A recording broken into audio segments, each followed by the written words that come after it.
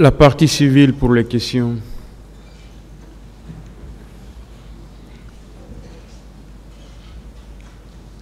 Je vous remercie, Monsieur le Président, honorable assesseur.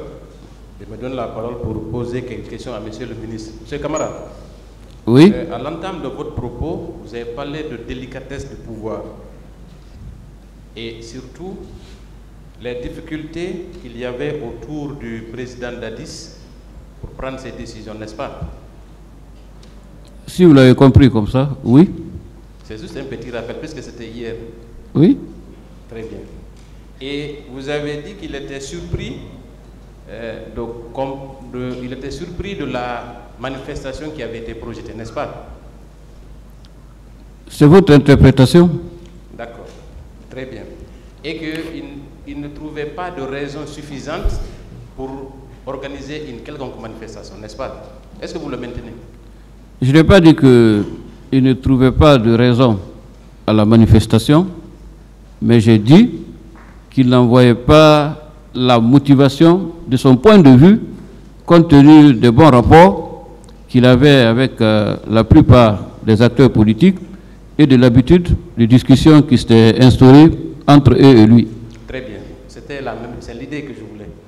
Dites-moi, est-ce que à cette époque, il n'y avait pas de crise profonde entre les leaders politiques et le président Dadis sur justement la conduite de la transition? Non, il n'y avait pas de crise ouverte. Très bien. Et je voudrais avec vous parcourir quelques épisodes de cette période. Peut-être que, in fine, chacun aura sa religion. Très bien. On va commencer par la visite de l'abbé. Cette question vous a été posée. Les motifs qui ont conduit le président Dadis à aller à l'abbé ont été évoqués. Est-ce que vous étiez à cette tribune quand il a tenu son discours, pour aller plus vite? Oui. Très bien. Est-ce que vous vous souvenez de l'expression dans une partie de son discours où il a dit « Je suis venu défier mes détracteurs à l'abbé ». Est-ce que vous vous souvenez de cette partie de son discours? Non. Vous n'avez pas entendu? Posez la question. C'est la question, M. Camara. Est-ce que vous avez entendu le capitaine Dadis dire au cours de son discours « Je suis venu défier mes détracteurs à l'abbé ». Est-ce que vous l'avez entendu? Non, je ne me souviens pas de ce passage de son discours. Très bien. Peut-être que c'était dans l'émotion, mais il a tenu ce discours à l'abbé. Ça, c'est le premier point. Deuxièmement, est-ce que vous vous souvenez est-ce que vous connaissiez Moussa Keïta? Je le voyais de temps en temps au camp. Très bien. Est-ce que vous avez entendu une fois Moussa Keïta dire Dadis ou la mort à travers les médias? Oui. Est-ce que, à la suite de cette déclaration, à votre connaissance, le capitaine Dadis a interpellé Moussa Keïta sur ces aspects? Est-ce que vous avez entendu ça? Pas à ma connaissance. Très bien. Il n'a rien fait. Et ensuite, est-ce que vous étiez avec le capitaine Dadis quand il a tenu son discours à Boulbini? Non, je n'y étais pas. Mais vous avez certainement appris, puisque la RTG retransmettait en direct, ou en tout cas en différé ses discours. Au cours de ce discours, il a dit « Si je veux, je me présente. Si je veux, je ne me présente pas ». Est-ce que vous vous souvenez de cette déclaration du capitaine Dadis? Oui. Très bien. Qu'est-ce que cela renvoie pour vous? Moi, personnellement, oui, je ne commente pas les discours politiques. Merci, Monsieur le ministre. Est-ce que, avec tous ces épisodes, on ne peut pas dire qu'il y avait une crise profonde entre la perception des forces vives de la conduite de la transition? Moi, je pense que le contexte politique dans un pays est très dynamique. Oui. Et ne peut pas être jugé en fonction des discours et des prises de position variables et instables des différents acteurs. Et ce n'est pas propre à notre pays. Je suis d'accord avec vous. Est-ce que, Monsieur le ministre, le fait d'entretenir l'ambiguïté sur sa possible candidature n'a pas été un élément déterminant dans la prise de position des forces vives? Moi, je pense qu'il y avait un dialogue entre les acteurs politiques et le président Dadis qui aurait certainement permis de clarifier ce point d'ombre, parce que dans la gestion du pouvoir, il y a ce qu'on dit, il y a ce qu'on fait, et il y a ce qu'on fait qu'on ne dit pas. Est-ce que vous vous souvenez du discours de l'ambassadeur de l'Allemagne à la RTG? Vous étiez avec le président Dadis. J'étais présent ce jour-là, oui. Est-ce que vous avez compris sa réaction ce jour-là? Quand ce malheureux ambassadeur a demandé au président Dadis de clarifier sa position. J'étais présent sur les lieux, mais je pense encore une nouvelle fois que lors des rencontres politiques, des discussions entre les acteurs, il peut y avoir des empoignades qui forcément ne déterminent pas la conviction profonde ou n'orientent pas la décision à venir. Est-ce que, avec le recul, vous ne pensez pas que le fait, si le capitaine Dadis avait accepté de clarifier sa position, que cette manifestation n'aurait pas eu lieu? Avec le recul et le temps, oui, et ma modeste expérience, je conclus que l'enjeu du pouvoir donne toujours lieu à des querelles, parfois qui ont un accent dramatique, comme on l'a vu avec les événements du 28 septembre. La lutte de pouvoir est très compliquée. Ça, vous êtes mieux placé pour le dire, pour avoir survécu à tous ces régimes. C'est une prouesse. Mais je n'ai pas eu ma réponse. Mais on va continuer, monsieur le camarade. Dites-moi, est-ce que vous avez suivi le discours du général Sekouba le 27 septembre à Massanta, à la télé? Oui. Vous vous souvenez du contenu? À peu près, oui. Est-ce que, en résumé, ce n'était pas pour faire une campagne pour le maintien du capitaine Dadis à la tête de l'État? On ne peut parler de campagne que lorsque il y a une élection qui est envisagée et qu'il y a des candidats en liste pour cette élection. Est-ce que ce n'était pas alors une suggestion au capitaine Dadis de se présenter à une élection présidentielle? En quelques mots, s'il vous plaît. Comme je dis, chacun comprend, comme il peut, un discours qui est tenu par un homme public. Mais ce n'est pas n'importe quel discours, monsieur le ministre, vous me permettrez de le dire. Il s'agit du général Sekouba. Une autre question, il a répondu. Merci, monsieur le président. Merci, je vais évoluer. Et, monsieur le ministre, avec tous ces éléments, est-ce que le capitaine Dadis peut être surpris de la détermination des forces vives à aller protester contre son éventuelle candidature? Je le réitère encore, tous ces acteurs qui étaient dans les forces vives étaient en contact avec le président Dadis.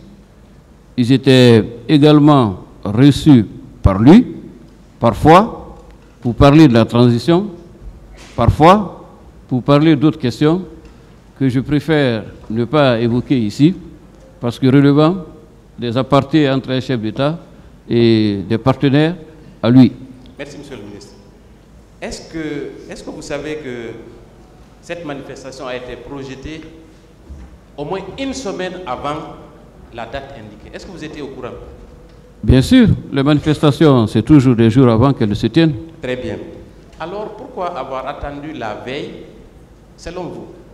Est-ce qu'il n'était pas plus judicieux pour le président Dadis de contacter ses leaders politiques avant, en tout cas, des jours avant cette manifestation?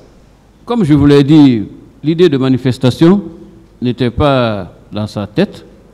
Il n'en voyait pas l'éventualité et la probabilité. C'est pour cette raison qu'il n'a réagi certainement que lorsqu'il s'était rendu compte que c'était une intention sérieuse d'aller manifester. D'accord, j'en conviens avec vous. Maintenant, dites-moi, maintenant que la manifestation est devenue presque inévitable, est-ce qu'il n'était pas possible que cette manifestation soit encadrée et qu'on puisse éviter ce qui est arrivé, de votre point de vue?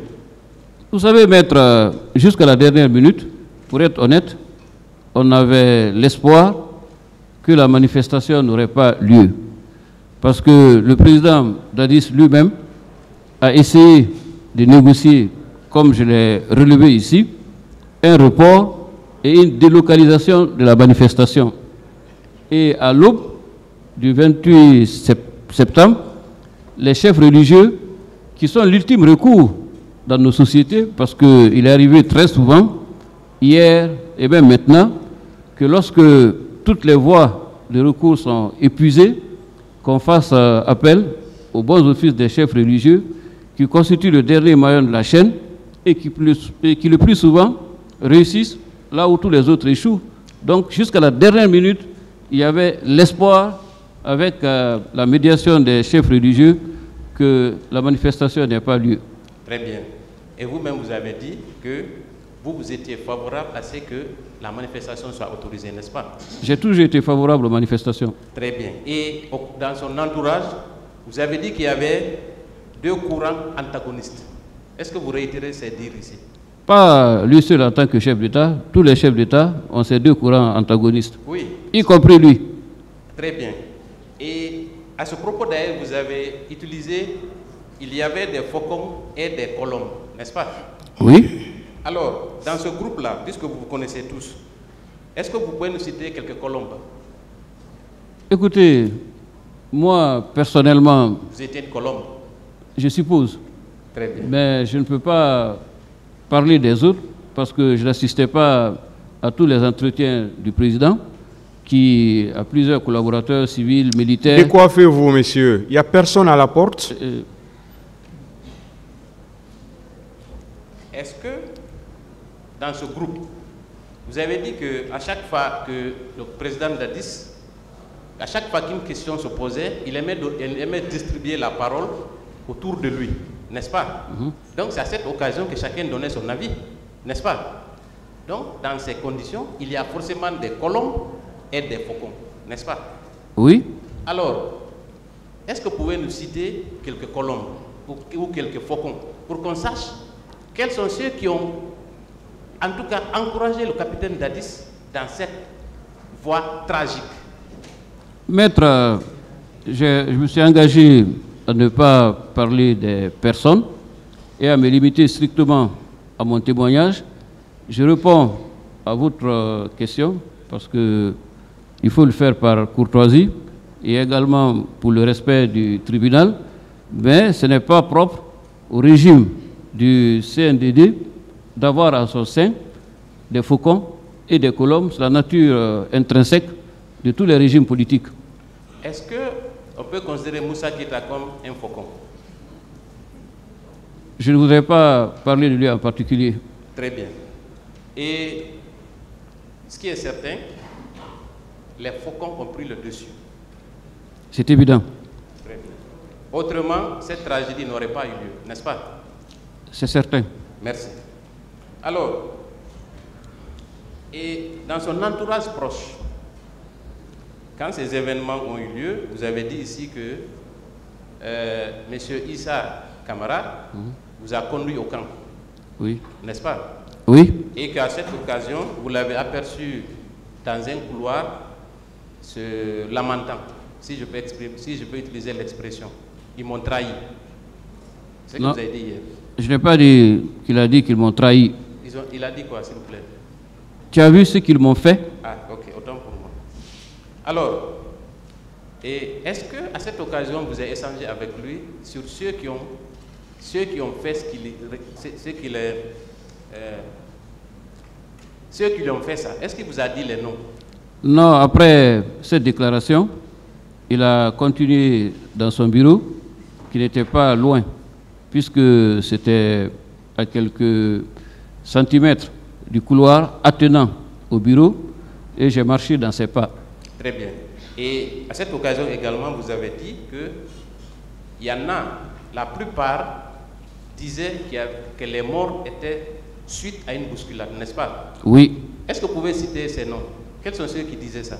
Non, je n'ai pas de nom en tête, parce que je l'ai dit hier, mais ce qui est sûr et certain, l'opinion dominante et majoritaire, c'était de faire comprendre au président que la plupart des morts... Est-ce que vous avez des noms? Non. Monsieur le ministre, cette réunion a concerné quelle catégorie de personnalités? Ceux qui étaient déployés sur le terrain et qui devraient lui faire la restitution de la journée. Et la plupart d'entre eux appartenaient au service de sécurité. Est-ce qu'il y avait les chefs militaires, le ministre de la Défense? Non, il était absent de Conakry. Et le ministre de la Sécurité? Je ne l'ai pas vu. Le chef d'état-major de l'armée? C'était qui à l'époque? Bon, moi je dis... Colonel Sano, il était présent? Non, je ne me souviens pas. Le haut commandant de la gendarmerie, il était présent? Non, le général Baldé, lui, je le connais, je ne l'ai pas vu. Comment? Le général Baldé, je le connais un peu, je ne l'ai pas vu. Donc il n'y a aucun responsable militaire? En tout cas, il y avait des hauts gradés militaires, c'est sûr. Est-ce qu'il ne s'agissait pas de ces hommes de main? Je ne saurais le dire. Très bien. Quoi qu'il en soit, au cours de cette réunion, certains minimisaient les événements et vous avez dit qu'il y avait quand même des morts par balle, n'est-ce pas? Oui. Ok, très bien.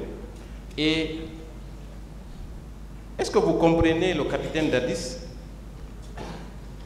D'abord, au lendemain de ces événements, il a organisé un dîner, n'est-ce pas?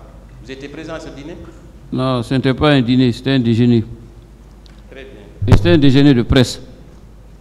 Je pourrais vous expliquer si vous le souhaitez. Non, non, on va aller pas à pas. Allons à mon rythme, s'il vous plaît. D'accord. Voilà. Donc, vous dites que c'est un déjeuner de presse. Est-ce que vous vous souvenez, au cours de ce déjeuner, que le capitaine Dadis fustigeait l'attitude des hommes politiques? Vous savez, ce déjeuner est arrivé au lendemain des événements. Est-ce que vous pouvez répondre directement aux questions? Monsieur le Président, c'est difficile de répondre directement parce que lui-même, les questions sont un peu... voilà, parce que lui-même, il vous a épargné de rappeler le contexte. Il a posé directement une question, qu'on puisse avancer. D'accord, Monsieur le Président.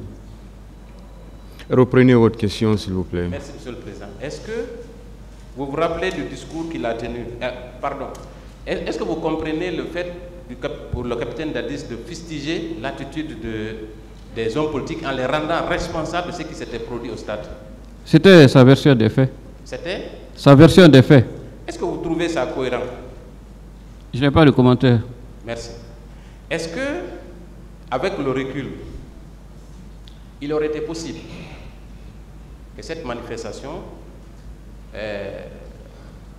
soit faite sans qu'il n'y ait la répression? Vous voulez qu'on fasse la politique fiction? Je ne peux pas... Monsieur le Président, est-ce qu'il peut se contenter de répondre aux questions? Je ne peux pas. Je ne vais pas l'imaginer. Reprenez la question. Je dis, est-ce que, avec le contexte de l'époque, puisque vous avez dit que le capitaine Dadis était un homme de dialogue et de paix, n'est-ce pas?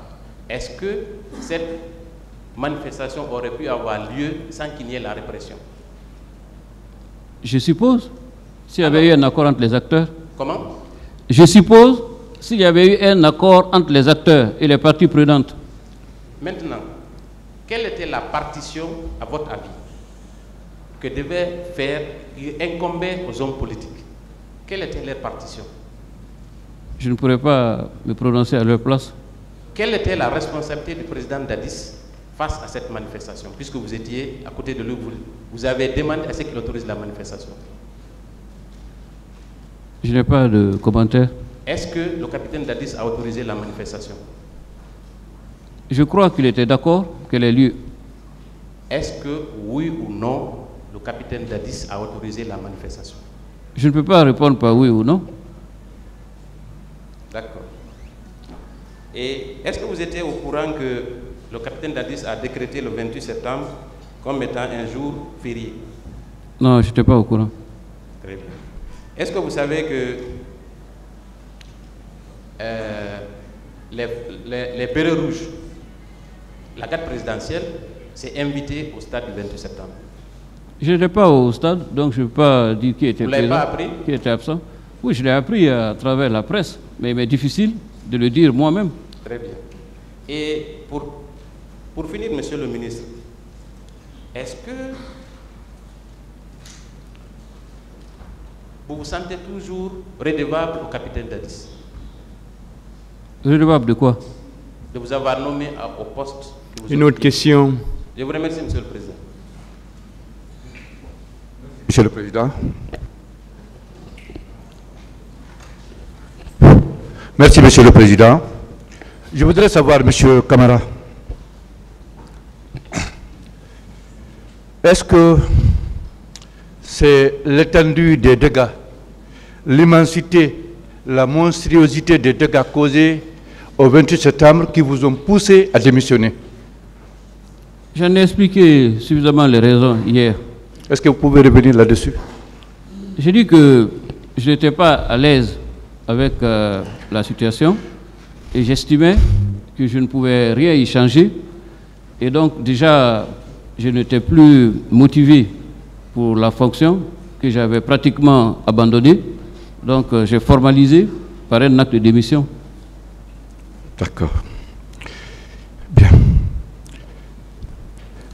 Monsieur le ministre, étant ministre de la Communication et conseiller à la présidence à l'époque de Monsieur le Président et le général Sekouba Konaté, est-ce que recueillir les informations et les communiquer faisait partie de vos prérogatives? Pas formellement, mais quand on est proche de quelqu'un, on partage toute information qui peut l'intéresser avec lui. D'accord. D'accord. Dites-nous, Monsieur le ministre, est-ce que vous avez pris part à la réunion de crise qui a eu lieu à la présidence le 29 septembre, au lendemain des événements? Vous avez pris part à cette réunion? Non. D'accord. Étant très proche du président d'alors, vous étiez censé connaître ses autres proches quand même collaborateurs, n'est-ce pas? Oui. Alors, parlez-nous de M. Gono Sangaré, son intendant particulier. C'est lui qui gérait le budget de la souveraineté à la présidence. Non, je ne connaissais pas, je l'ai dit et je le répète, le personnel militaire, encore moins le mandat qui était celui de chacun. D'accord. Dites-nous, Monsieur le ministre, comment avez-vous su, étant ministre de la Communication, conseiller personnel à la présidence, comment avez-vous su que quand Dr Marega est arrivé à l'aéroport à l'époque de Bessia pour faire les formalités du voyage de M. Cellou Dalein Diallo, et le passeport et le billet de M. Cellou Dalein ont été confisqués? Comment vous avez appris cela et comment vous avez participé tant soit peu pour décrisper cette crise, pour permettre à M. Cellou Dalein de voyager comme M. Wade l'a fait, comme M. Djinit l'a fait? Non, je n'étais pas au courant qu'il y avait des difficultés pour le président Cellou à voyager, parce que je l'ai rappelé hier, dans la nuit même du 28, le président Dadis m'a informé de son intention de laisser Cellou partir se soigner à la demande expresse de l'ancien président du Sénégal, Maître Abdoulaye Wade. D'accord. Tout à l'heure, Monsieur le ministre, vous avez dit vous-même que dans la gestion du pouvoir, il y a ce qu'on dit, il y a ce qu'on fait, il y a ce qu'on fait sans le dire, n'est-ce pas? Très bien. Donc, la descente des militaires armés jusqu'aux dents au domicile de M. Cellou Dalein faisait partie de cette troisième hypothèse, ce qu'on fait et qu'on ne dit pas? Je n'étais pas encore dans les équipes du CNDD à cette époque. Ah, ok, vous n'étiez pas à l'époque ministre de la Communication? Non. Ok. Ok. Dites-moi, Monsieur le ministre, si c'était pendant la transition, version général Sekouba Konaté, que les événements du 28 septembre se sont passés, sont produits, est-ce que vous aurez démissionné? Une autre question. D'accord. Monsieur le ministre, dites-nous, est-ce que tout n'est pas parti du fait que le président Moussa Dadis Camara a voulu se présenter Chacun est libre de son D'après appréciation. vous, d'après vous. Non, je n'ai pas d'avis personnel. Merci, Monsieur le Président.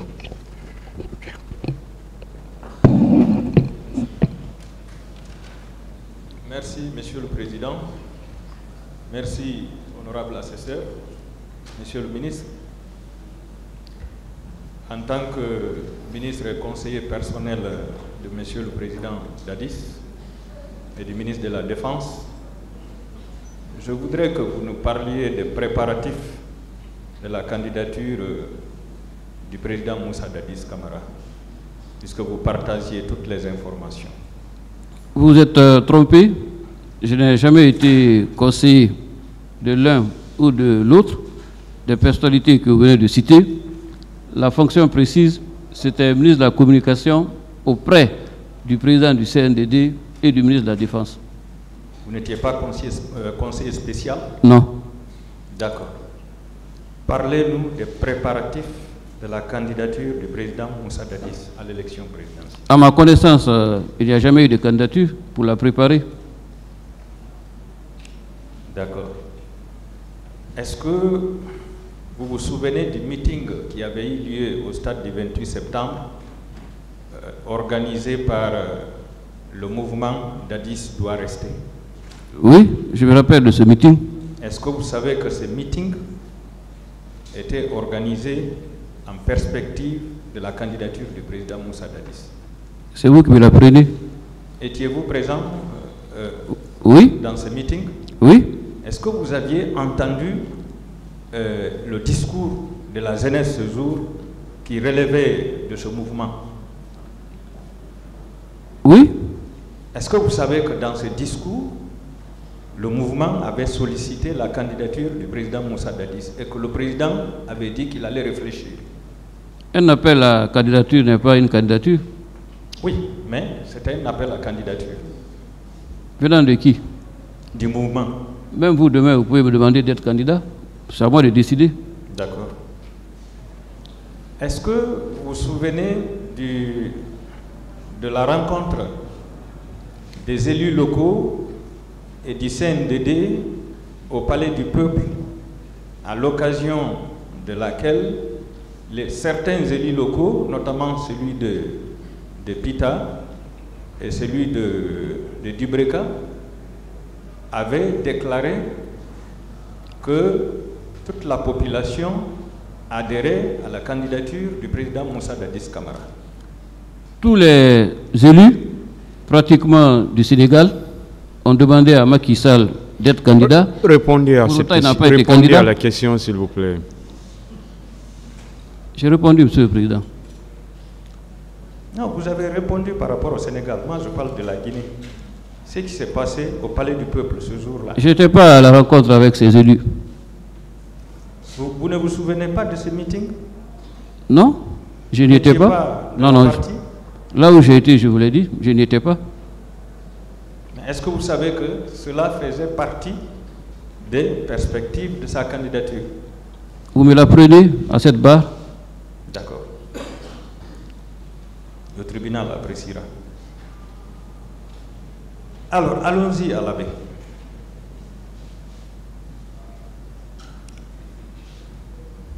À l'abbé, comme le confrère le disait, le président était allé pour défier l'opposition. Est-ce que ce meeting qui a été organisé à l'abbé n'était pas le début de la tournée qui avait été effectuée par le général Konaté et son équipe pour encourager la population à soutenir la candidature du président Moussa Dadis? Je ne discute pas de votre compréhension des événements ni de vos convictions personnelles. D'accord. Alors, tout à l'heure, c'est une question posée par mon excellent confrère de l'autre côté, relativement au passage des MiG ou des avions militaires sur l'espace aérien de l'abbé, et plus précisément au-dessus du stade au sein duquel le meeting s'est déroulé. vous avez dit que rien n'est excessif pour la sécurité du président. Vous pensez que le passage de ces MiG, de ces avions de guerre, au-dessus du stade et en plein meeting était une façon de sécuriser le président en tant qu'homme d'État? Je n'ai pas d'appréciation sur les mouvements militaires ou les décisions de sécurité. D'accord, je retiens quand même votre réponse. Alors, quittons l'abbé. Est-ce que vous étiez revenu dans la nuit du 26 ou bien vous aviez passé la nuit à Mam pour rencontrer la notabilité de Timbo afin d'obtenir les bénédictions de cette notabilité pour la candidature du capitaine Moussa? Moi, de l'abbé, je suis rentré directement à Conakry. Directement à Conakry? Directement. Mais le programme là était établi, vous le saviez, oui ou non? Parce que certains membres du gouvernement avaient passé la nuit à Mam. Je n'étais pas au courant de l'abbé, je suis rentré directement à Conakry. Vous n'étiez pas au courant? Vous savez, ce n'est pas parce qu'on appartient à un gouvernement Une autre question. qu'on est au courant de tout. C'est bon. Se passe. Venons-en au niveau de la nuit du 27 au 28. Lorsque le président vous a demandé d'appeler le président Sidi Touré avec la permission du tribunal, je vais lire le passage, M. Sidia, dans son procès verbal. Le 28 septembre à 1h du matin, mon téléphone a sonné. Lorsque j'ai regardé, j'ai compris que c'était un coup de fil au nom de Tibou Camara qui était affiché sur mon téléphone. J'ai posé la question de savoir pourquoi il m'appelait si tard. Il m'a répondu que c'est le président qui voulait me parler. N'est-ce pas? Je venais de me réveiller. J'ai dit quel président? Il m'a répondu que c'était le président Dadis. Dans notre conversation, Dadis m'a demandé de faire empêcher le meeting qui était prévu dans la matinée au stade. Je lui ai répondu que cela n'était pas possible. À 1h du matin, je ne vois pas ce qui pouvait être possible de faire. Il a donc dit qu'il a beaucoup de respect pour moi, mais qu'il était impossible d'accepter que ce meeting se tienne. J'ai réitéré que je n'y pouvais rien. J'ai eu l'impression que le téléphone était sur haut-parleur et que les deux suivaient ma déclaration. J'ai entendu Tibou Camara dire qu'il fallait faire respecter l'autorité de la loi, l'autorité de l'État. Est-ce que vous maintenez ça? Est-ce que vous reconnaissez l'avoir dit? Jamais. Jamais. Jamais. À partir de là, Dadis s'est déchaîné complètement. Il a dû répéter le respect de l'autorité au moins une dizaine de fois. Est-ce que c'est comme ça que les choses se sont déroulées? Non. Non. Après 8 minutes environ, le téléphone s'est coupé. Dès après, le même numéro qui m'a rappelé. Le même numéro m'a rappelé. Dadis a continué à crier et de menacer de me rendre responsable de tout ce qui pouvait arriver et même de me faire arrêter. 5 minutes après, le téléphone s'est coupé une seconde fois. À partir de là, on n'a plus rappelé. C'est comme ça? Est-ce que vous confirmez cette menace? Non, il n'y a jamais eu de menace. Jamais. Est-ce que vous êtes prêt à une confrontation avec le président Sidia? Je le souhaite vivement.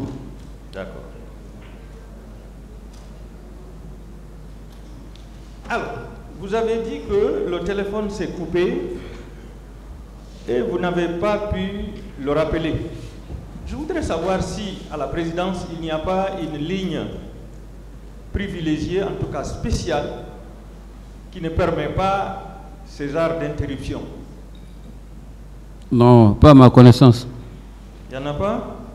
Non, pas à ma connaissance. D'accord. Alors, vous avez dit que le 28 septembre,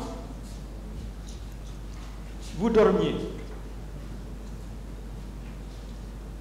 et que vous avez été réveillé pour être informé, en tout cas pour être imprégné de ce qui prévalait.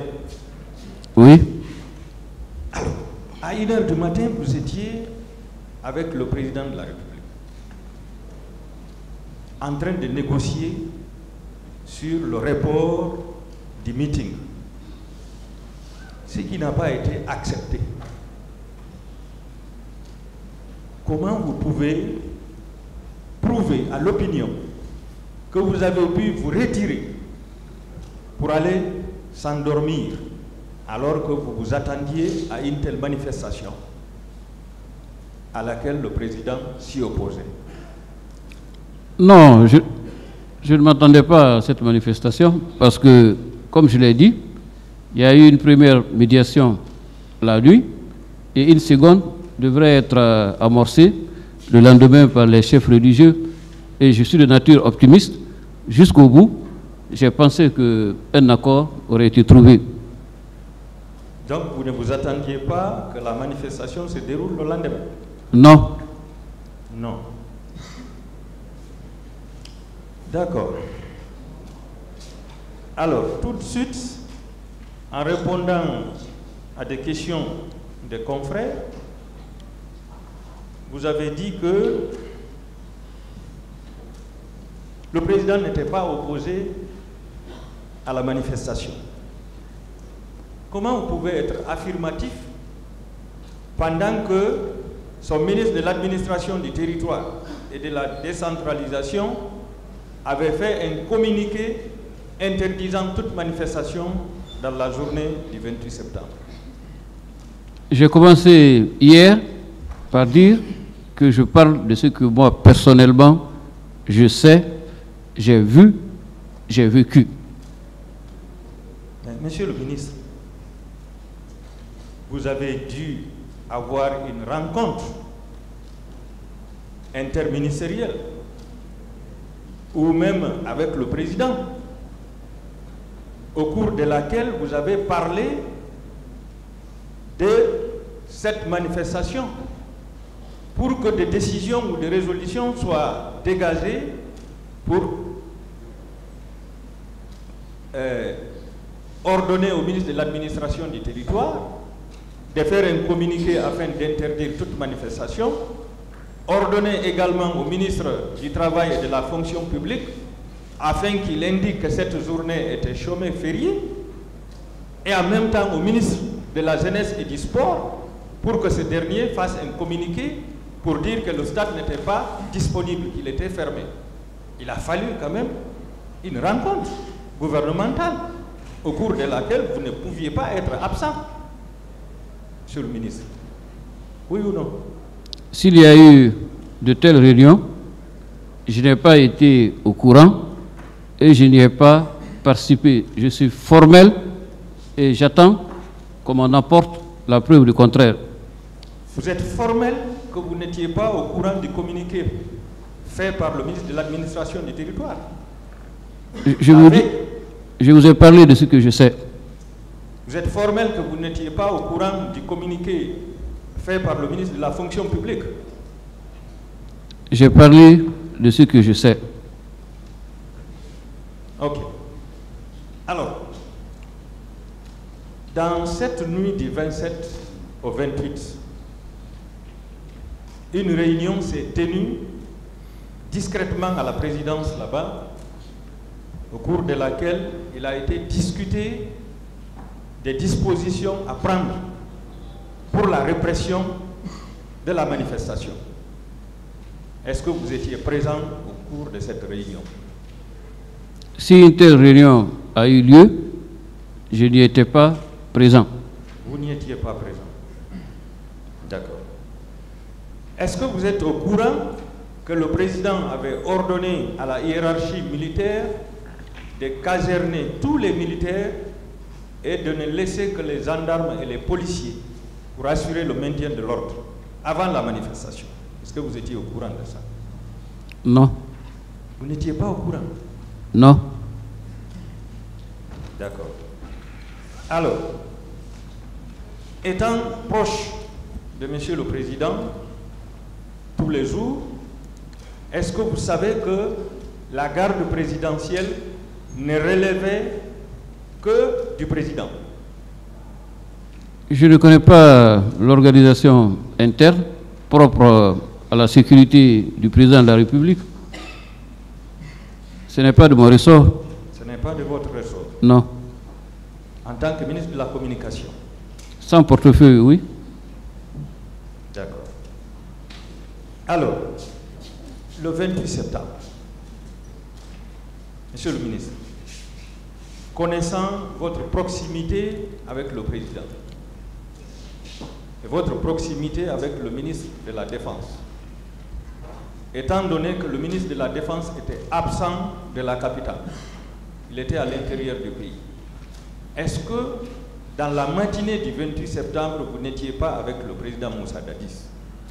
Est-ce que vous n'aviez pas effectué le déplacement du camp Alpha Yaya vers le stade, ensemble dans sa voiture?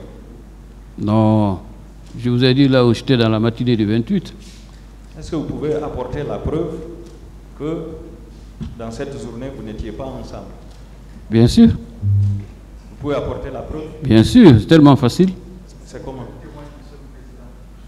Ce n'est pas à vous de le rappeler, s'il vous plaît. Vous avez posé toutes vos questions, personne ne vous l'a rappelé. Tout le monde sait que c'est un témoin qui est là. S'il vous plaît. Merci. Je continue. Monsieur le ministre, quand cette tragédie a eu lieu, vous avez dit que vous avez été appelé par Monsieur le Président. Oui. Qui a envoyé le secrétaire au conflit, chargé des conflits. Vous cherchez. Quand vous êtes venu le trouver, il ressemblait à un homme complètement déçu ou bien il était content? Je crois l'avoir dit hier, mais si vous le souhaitez, je peux encore reprendre ce que j'avais dit hier. Il était déçu. J'ai trouvé un homme dévasté. Est-ce que sur le champ, il a extériorisé les dispositions qu'il allait prendre pour mettre aux arrêts les responsables de cette tragédie? Non, nous n'avons pas parlé de ça. D'accord. Toujours en narrant les faits, vous avez dit que certainement, ceux qui étaient en train de lui faire le compte-rendu, ce sont ces personnes qui étaient déployées sur les lieux. Quand il disait que les gens sont morts par bousculade, et vous avez répliqué en disant qu'il y a des gens qui sont morts par balle.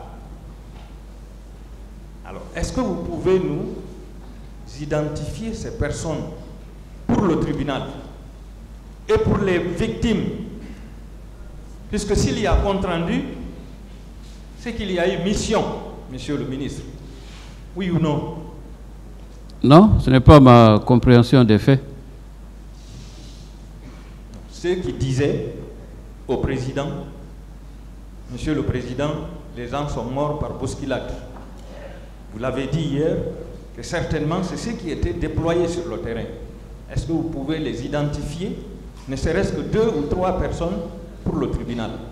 J'ai déjà répondu à cette question. Vous ne pouvez pas? Non. D'accord. Est-ce que pour vous, un compte-rendu, quand quelqu'un fait un compte-rendu, est-ce que cela ne veut pas dire qu'il avait reçu une mission? Tous les chefs d'État, quotidiennement, ont des comptes rendus de tout ce qui se passe dans le pays. Oui, mais compte-rendu, c'est après une mission? Pas forcément. Pas forcément? Non. Dans l'administration, en tout cas. Alors là, non. Quand on fait un compte-rendu... Une autre question. D'accord. Je passe. Monsieur le ministre, est-ce que vous étiez allé au stade quand vous avez appris cette tragédie, après votre rencontre avec le président? Non, je n'ai jamais été au stade, ni avant, ni pendant, ni après. Est-ce que vous étiez allé à la morgue de Donka et à la morgue d'Ignace Dine? Non. Vous n'étiez pas allé? Non. Lors du passage des présidents burkinabé et Dadis à l'hôpital Donka, vous étiez avec eux? Je crois que lorsqu'il a été à Donka, une fois, avec une équipe de journalistes, j'étais dans mon rôle, j'étais avec lui. Mais je ne me souviens pas s'il était avec un chef d'État. Mais j'étais quand même avec lui. Lorsqu'il a rendu visite aux blessés à l'hôpital Donka avec une équipe de médias. Il était avec le président burkinabé. D'accord. Vous étiez ensemble? Au cours de la visite de Donka, j'y étais. Vous avez vu les blessés? Ceux qu'il a rencontrés, oui. Vous avez vu les morts ce jour? Non. Non. D'accord. Alors, lorsque le président, en s'adressant à la presse, suite à ce massacre, déclare que les leaders politiques ont amené les enfants à la boucherie, en tant que ministre de la Communication, qu'avez-vous fait pour rectifier ce tir, monsieur le ministre? Qu'est-ce que j'aurais pu faire? Un ministre ne peut pas recadrer un chef d'État. C'est l'inverse qui est possible. Quelle a été votre appréciation? Je n'ai pas d'opinion personnelle. Vous n'avez pas d'opinion personnelle? Non. Merci, monsieur le ministre. Je vous remercie, monsieur le président.